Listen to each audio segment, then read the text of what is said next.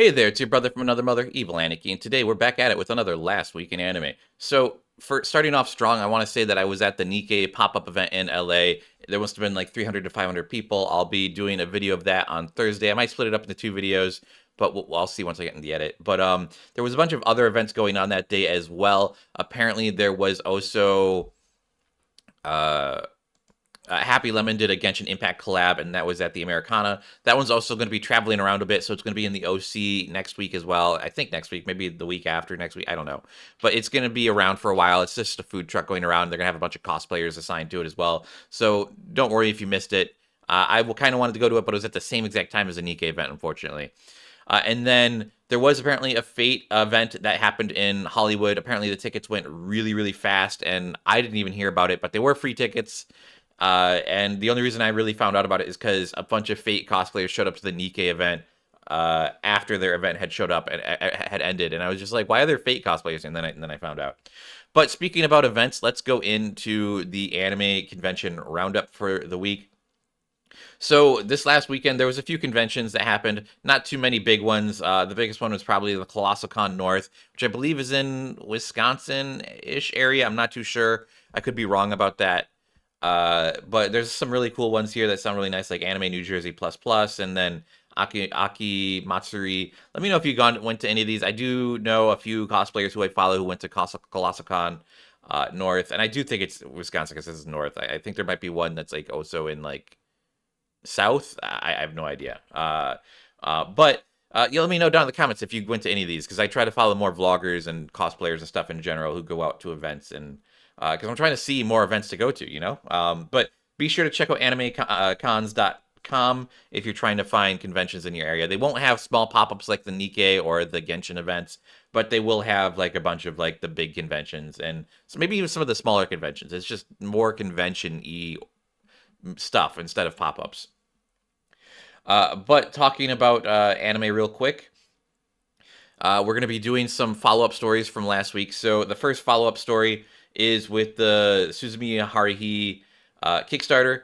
They hit two more goals of their Kickstarter, which means instead of producing one song, they're now producing three songs. This is really, really good. I was a big Suzumi Haruhi fan back in the day. Their music was banger. And if they can make anything to reclaim that, like, you know, the old vibes, I would absolutely love it. But I'm sure they're gonna be doing more merch as well because they hit the goal for this so fast as well. Like, I mean, it's only been a week. This has probably got like another like 20 some days left on the Kickstarter, which is crazy. The next follow-up story is with Kodokawa. They put out a statement regarding the Sony acquisition, which apparently which is from rumorly is not rumorly, rumored to be signed within the coming weeks. So this could be happening soon.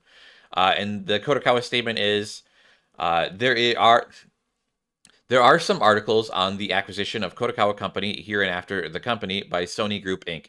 However, this information is not announced by the company. The company has received an initial letter of intent to acquire the company's shares, but no decision has been made at this time. If there are any facts that should be announced in the future, we will make an announcement in a timely and appropriate manner. So basically, kind of a nothing burger of a statement, but it proves that this is happening. Well, not that it's happening, but that could happen. I think this is an overall L for the community. And Crunchyroll and Sony have done this before, where they buy out other companies, and then like if there's anything on that company does that they don't really like. So I think they had bought out like an anime merch store before, and I think it was Right Stuff Media. Maybe, I don't remember. It was something like that. But once they did that, maybe I could be thinking of a different company too altogether. But basically, when a bigger company buys a smaller company, if they have a bunch of IP or like shows that the bigger company doesn't like, because Sony is going to have to bend the knee to international investors. So like, I'm sure a lot of Sony's investors are probably here in America or, in Japan and all over the place. But like basically they're going to have to bend the knee to like, social norms all around the world for their media. And the thing with like independent anime, like, like not one independent anime, with like anime and also Kodokawa produces a lot of light novels, is that they tend to go off in very crazy directions just to make like, a difference like in story and stuff. And it's just a bummer. I'm not a fan of this. I do think Sony's doing this because they want to get the rights to the light novels and for the mangas that Kodokawa has the IP for. And I'm just I'm it scares me. This is one of the most scariest things that has happened in the anime community for a while. I'm not a fan of Sony and Crunchyroll in general. I don't think they do a very good job of uh, I mean, Crunchyroll tried making its own animation studio back in the day, and look at how hard that flopped. Like that flopped so hard that company. I don't even think they have an LA animation studio anymore. That's how hard it flopped. So it really scares me that Sony's trying to do this. Sony is on its own. I'm not too scared of them, but like when they try to buy up other companies like this, I just think it's bad. I think it's bad for the industry as a whole, and I really hope Kodokawa doesn't go through with it. I do think that the reason they're doing this though is because they're trying to produce more IP, probably for the light novels or the mangas. I know Crunchyroll has tried doing mangas in the past, and it's not gone well for them. Um, but basically, there's a bunch of apps that have like so in Korea, it's really common for like light novel for not light novels for manhwa to come on like an app type thing, and then you pay like a few pennies per chapter to read the chapters, and so it's very normal for that to be a thing in Korea, and I think they're trying to do the same thing here in America. I've seen a lot of companies coming over, like Drama Box and Crazy Maple Studios and Pocket FM, where they're producing these indie dramas, and I think there's even some that are trying to do like animations for like mobile audiences because it's the new norm, unfortunately, and I think they're going to be trying to do the same. I think they want to make a manga app, and I think they want to target Western audiences with this manga and light novel app because that's the only thing I could see them wanting to do with this. I mean, they're gonna it's probably going to be some type of Crunchyroll affiliated network or something, and I'm just not on board with it. But going into funding and anime, Kusanagi Lobo commits 10 million to anime projects, including Special Kid Factory. So Special Kid Factory had, they showcased a trailer at Anime Expo at a bar nearby. So it wasn't actually at Anime Expo; it was at a bar down the street, which is really cool. This is a photo from that event, and this is a Singapore-based anime venture studio, Studio Kusanagi Lobo. And this is really cool. I'm really excited to see what they'll make out of Singapore. Um, I really hope that they start producing more Singapore-based animes and other animes from other regions that are not just Japan. Because I'll be honest, I love Japanese animation and I love anime, but like a lot of it tends to like I can't. How many times do I have to watch a Japanese salaryman reincarnated as like a small German child with blonde hair? Like it gets really, really tiring. Like it's just so common. And if you look at like Korean manhwa, that's why like I think Solo Leveling did really well, is because it's even though it's kind of got that isekai vibe, it's not. It's more like a gamified isekai, and there's a lot of that in Korea, and I think we're going to be seeing a lot more of that. But I'm really curious to see what Singapore could do. I'm really curious to see what Taiwan and like all these other smaller cities and countries around Asia can make. Um, and yeah, I'm just curious to see what'll happen. Even China, China makes some really really good uh animation nowadays. I mean, back in the day, China used to be kind of like, look at them, they're trying to make anime, and now their animation quality has gone up through the roof. And it's just, the longer you have these industries in like different countries trying to make, their own versions of anime, I think it's better because it's just going to improve the quality overall. But speaking about anime, let's go into our next story, which is the One Piece challenge. Actually saw this on LinkedIn before anywhere else, which is crazy. But this is going on Twitter and Instagram, and basically the One Piece challenge is telling people to go rewatch episodes of One Piece in their sagas and then go fill out this form, and then you get a certificate of completion, which is really cool. I'm not the biggest One Piece fan, so I don't know if I could finish this because they ask you specific questions, I believe. I haven't actually tried going through with the full thing. They make you sign up for it, and it's a little like I don't really want to. I don't want more email spam. But I'm sure if you guys are One Piece fans, you guys can do this. I'm sure I might do this as its own standalone video as well. So keep your eyes up for that. But I'd have to put some time into it because I wouldn't know the answers. But this is cool. They don't have all the sagas just yet. They only go up to a certain point, but they said they would be adding more. This is really cool. I would love to see other animes do this. A Naruto version of this, a Bleach version of this would be really, really cool. But yeah, this is cool, and check it out, guys. It's all over. Just One Piece challenge. But speaking about anime and challenges, apparently in Akibahara there is going to be some redevelopment going on. So this street right here, this is a famous shot of Akibahara. This building right here is the Gigo building. It used to be the Sega building. It used to be really famous as the Sega building, but it's no longer the Sega building. They tore that off maybe like I think it was like a year or two now, maybe even a couple years. But it's sad that happened. But this is a famous street view, and as you can see here, this big white space here, they're gonna be redeveloping a giant building here in the back, so you're not gonna have this view from the street anymore, which is unfortunate. And here's sort of like a illustration of what they're looking to do. This is the giant building they're looking to build, and it makes me sad because it's just massive. And as you can see here, there's also a river here. I think there's the maybe there's the Tokyo River. I don't know. But we'll talk about more of that in a second. My biggest issue with this is that this building, look at this, it's bigger than everything else around it, which I think is the bummer. I know there's a lot of tall buildings in Tokyo, but this is just going to destroy that skyline from that street. And this is my concern. Well, should be everyone's concern because if you've never been to Akibahara, if you've never been to Tokyo, guys, sometimes not sometimes, usually on the weekends, like on Saturdays and Sundays, they block off some of the streets so people can just walk through the streets, and it's really really cool and it's fun. And you get great views of like the buildings and stuff. That's why all the advertisements down there do really really well because on weekends they just block off the streets and everyone can just walk everywhere. It's crazy. And it's a bummer that this is happening because it's going to really destroy their skyline. But it looks like they're going to be trying to develop some type of waterfront boat thing as well. I don't know if that, this is probably some pipe dream type stuff, but it'd be cool to see. And then this is talking about like whatever, and I think it's a building that they have to get rid of for it.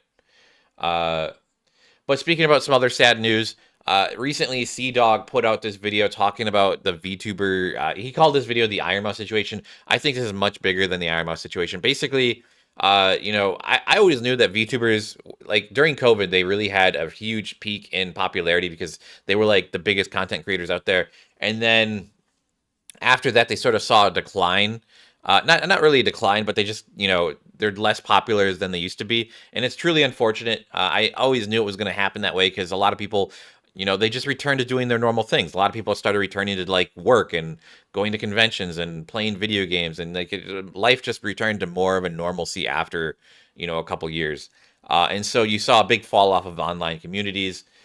And but with that, you've seen a rise in some other communities, like for VTuber specific, and specifically in like the last 2 years, there's been a huge rise in like VTuber hate communities, which is really, really unfortunate. I've seen a lot of it myself. I'm part of the VTuber community, guys. I'm not.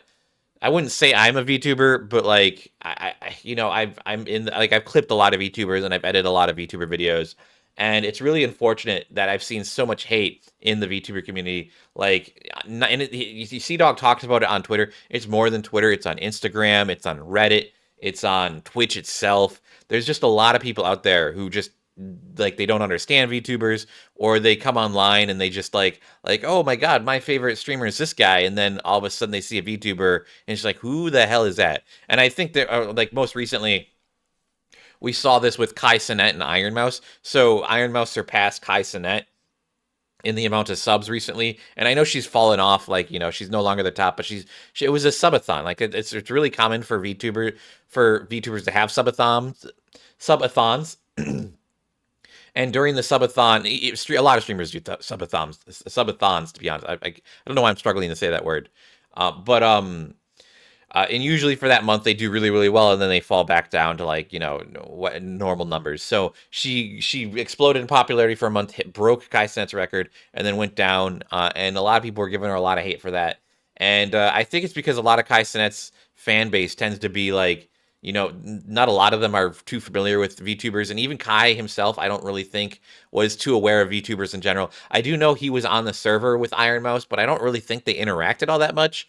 When I say server, there was like a Twitch Rust server for a while, and I think Kai Cenat was on there, and I think Iron Mouse was on there, but they were on their own different factions, and so I don't think they really interacted all that much.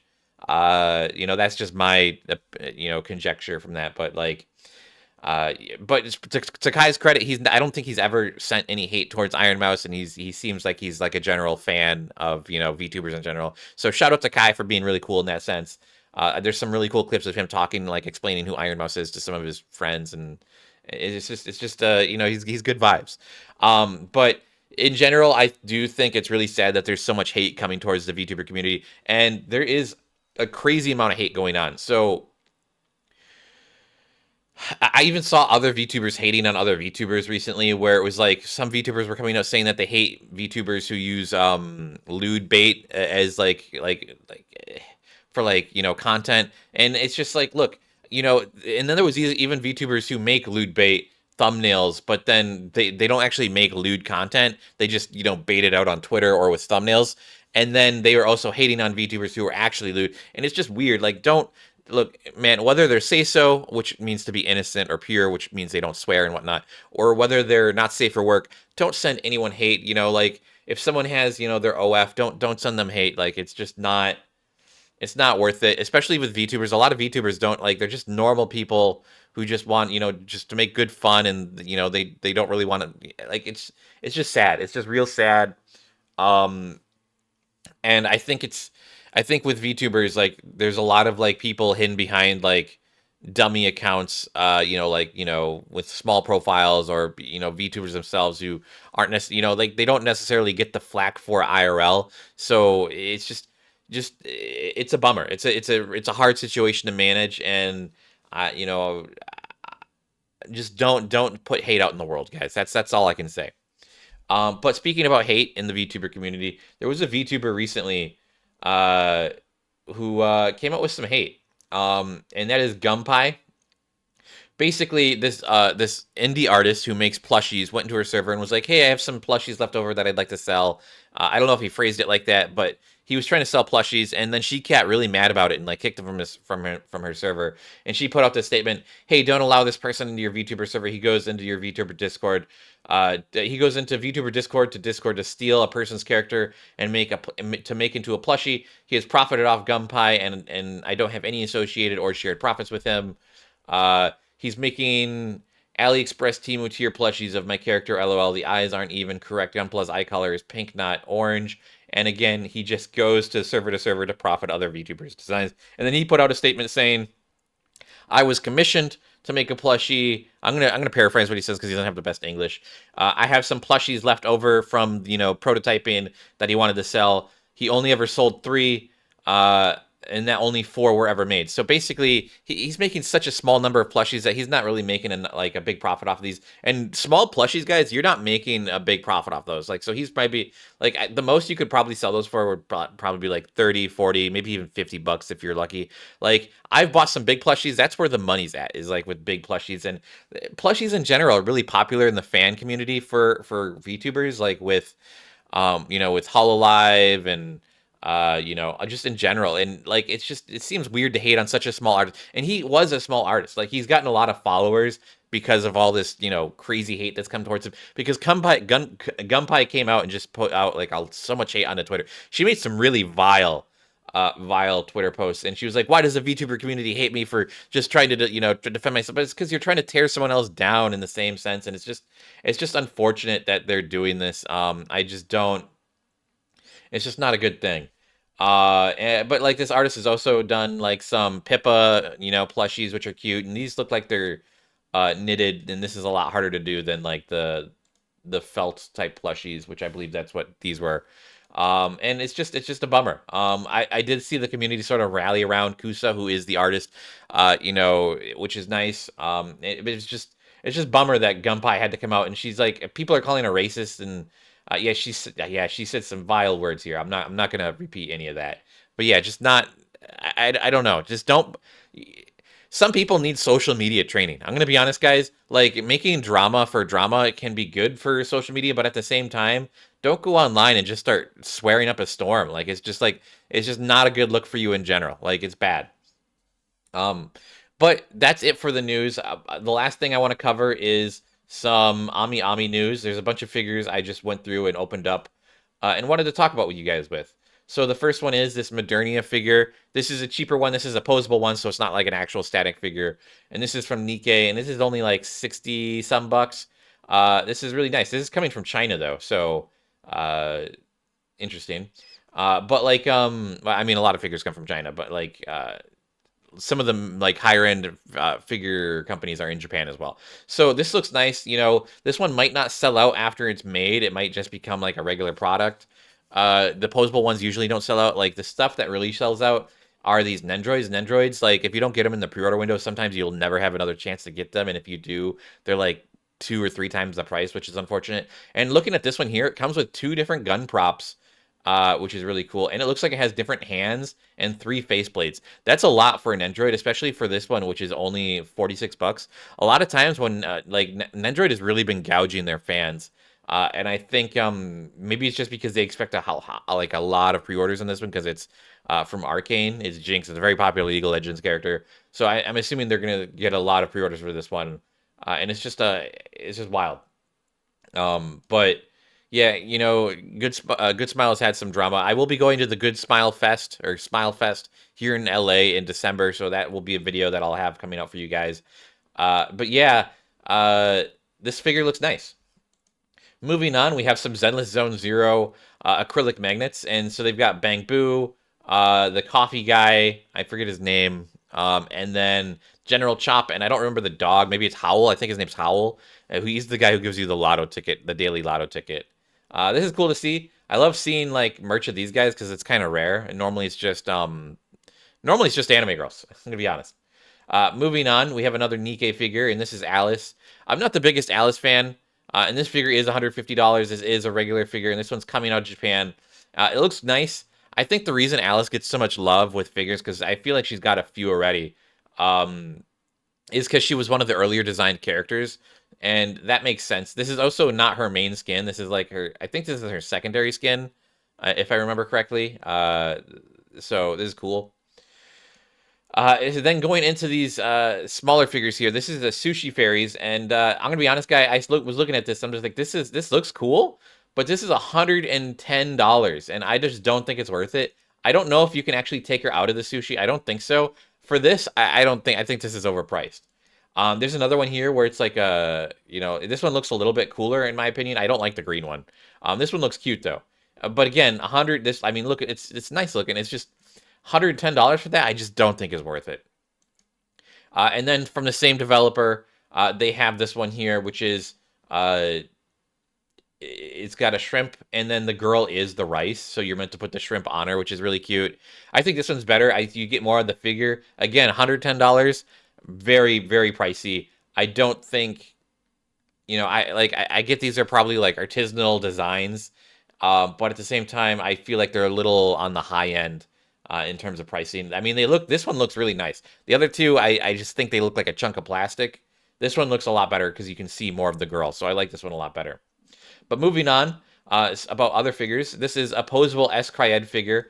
This one's only like 50 bucks, so not too bad. I'm not too big on the posable figures, but this one looks nice. S Cryed was like a big show back in the day. It's kind of like a fighting superpower anime. I think it was on Toonami. And this one looks cool. You know, I like the anime, and yeah, let me know if you guys watch S Cryed. Moving on, we've got another Nendroid, and this is a Nikkei Nendroid. This one's only 40 bucks. And it looks like she's coming with 3 faceplates, and I don't think she has any props. Yeah, she's got some hand poses, and oh, she does have a gun. Okay, so not bad. This is better priced in as well. Probably because and she has a hat. That's a big thing, a hat. So this is one I really would like to get. I'm a big Neon fan. I don't know why out of all the main Nikkei girls, there's Rappy, Anise, and Neon. And Nice gets so much love from the community, and I get it because she's a guy's girl, but like I really love Neon more because she's just such a cutie. Moving on, we've got another Nikkei figure, and this is a posable figure. This is $100 though, so this is a little bit more pricey, but this one looks like it's got a lot of you know, additional items. And this is Scarlet. This looks really cool. Again, I probably won't end up getting this, but it looks nice. You know, I might get it. I don't know. It's tough. I just don't like the posable figures all that much, guys. Moving on, we've got gushing over magical girls with a leopard. I'm not gonna zoom in on this figure at all. You know, gushing over magical girls is a nice series. This is a $130 figure. It looks cool. It looks like maybe her top comes off here or something like that. I'm not too sure. I'm not gonna click on the images, guys, but it looks cool. And then we have a hell of a boss vinyl figure here. This looks cool. I'm not the biggest hell of a boss fan, but this looks like a nice little figure, and it's coming out of Ami Ami, which is kind of interesting. Apparently, hell of a boss and like Amazing Digital Circus, they're big in Japan, which is really really crazy. Like I didn't really expect that originally. When I went to Japan earlier this year, I was like looking at merch for Nikkei, and then like right next to it was Fuzzy Wuzzy merch. I believe that's from Smiling Critters or Smiling Critters. I think is what I don't remember. Um, or no, that's the name of the group. What was the actual game? I don't remember the actual game, but it was Fuzzy Wuzzy, the big blue lanky guy. And he had a bunch of merch there, and I was just like, what? And then the last figure we're checking out is Mokuyami Kinugi. I can't even pronounce it. I don't know. I just looked at this and I thought it was really cute. This is a posable figure. It looks like it comes with cloth, so this is more like a doll. And this is $90. This is cute though. Look at the faces. I like the face. And this is this a Nendroid? I don't think it is. It's Max Factory, so it might. Yeah. Basically, there's this thing where like people, Japan loves doing these like half doll, half like Nendroid type figures. So it's like got like a hard faceplate, but then it's got clothing on it that's actual fabric. This is a cute figure. Um, yeah, very cute. I like it a lot. Oh, look at that. They take some nice photos. I need to get a nice photo camera, guys. I want to take some nice photos. But that's gonna be it today, guys, for last week in anime. Thanks for watching. Let me know if you guys have anything to say about this week's, news. I know this video was a little bit longer than usual because I had to ramble about a bunch of stuff. But thanks for watching, and I'll catch you guys in the next one. Be sure to like and subscribe, and bye-bye.